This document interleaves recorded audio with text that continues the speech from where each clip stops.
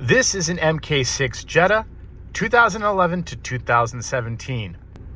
Like most modern cars, there's an OBD diagnostic port. If you come down here beneath the dashboard, a 16-pin connector. You can see it right there. It's the lavender color port. Sorry that this is kind of dark. Now that port is where you plug in your OBD scanner. I'm going to put an affiliate link to purchase one of those in the description. But on some cars that might actually be broken, ironically. So you need to diagnose the tool that you use to diagnose the car. So that port, if that is broken in and of itself, it is the 16-pin connector. This is the fuse chart for it.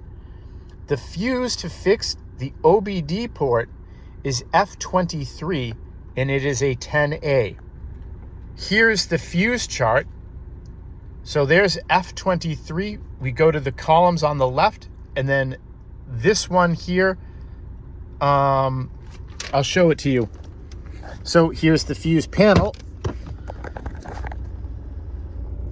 And then we're going for this 10A fuse right there. You want to check that. And again, checking that fuse lets you know if you have a problem with your OBD port, which is that guy right there.